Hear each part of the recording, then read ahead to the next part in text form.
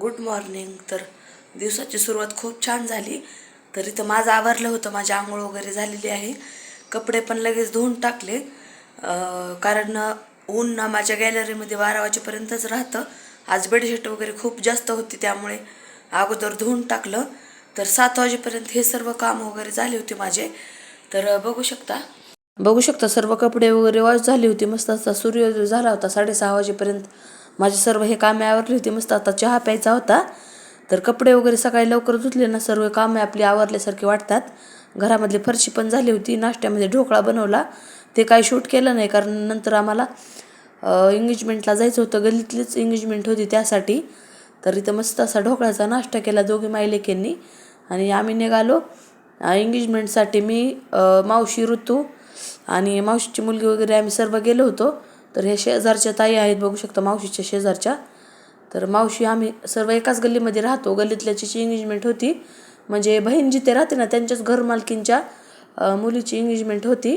तर बघू शकता त्या पलीकडच्या आमच्या आईच्या मामी आहेत चष्म्यावाल्या, पिंक साडीवाल्या, आणि ही मावशी आहे मधली.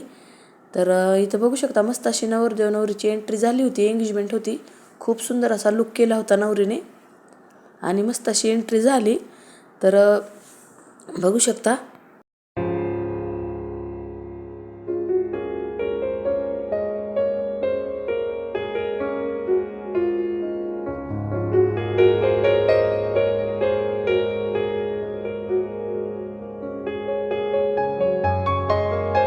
एंगेजमेंट वगैरे खूप छान झाली.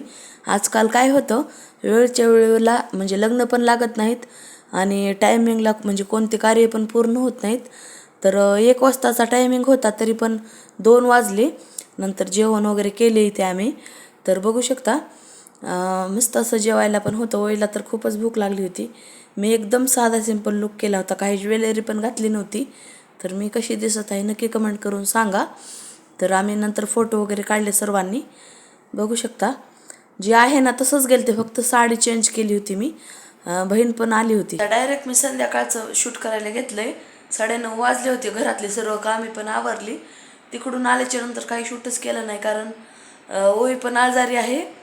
म्हणजे सर्दी खोकला थोडासा कमी झाला आहे तिचा, पण पोट दुखतंय वगैरे म्हणत होती. त्यामुळे तिच्याकडं पण मला सारखं सारखं लक्ष वगैरे द्यावं लागतं, त्यामुळे काही शूटच केलं नाही. आणि मला पण अधूनमधून खोकला वगैरे येतो. आवाज पण माझा आणखीन व्यवस्थित झालेला नाही आहे. आमच्या इकडे खूप जोरामध्ये म्हणजे त्या दिवशी पाऊस वगैरे पडला गारांचा, त्यामुळे सर्व वातावरण चेंज झाले. त्यामुळे अशा प्रकारे सर्दी खोकला होणं साहजिकच आहे. तर इथं सर्व काम आवरून आता 9:30ला मी झोपते. 9, 9:30ला, कधी 10 पण वाजतात. जेवढं लवकर झोपाल ना तेवढी सकाळी लवकर जाग येते. तर गुढीपाडव्यापासून मी ठरवलं की सकाळी लवकरच उठायचं 4 वाजता किंवा 5 वाजता, कारण घरातली ना आपली सर्व कामे व्यवस्थित होतात लवकर उठल्यामुळे. तर कसा वाटला ब्लॉग आजचा नक्की कमेंट करून सांगा. आपला ब्लॉग आजचा थोडासा छोटा झालेला आहे, कारण ओवी थोडी आजारी असल्यामुळं मी काही शूटच केलं नाही. तर बघू शकतो तिनं पण थोडंफार खाल्लं, म्हणजे मी मुगाच्या डाळीची खिचडी लावली होती तीच खाल्ली थोडीशी. औषध वगैरे पाजले तिला, मी पण औषधं पेले. तर ती झोपली आहे, बघू शकता.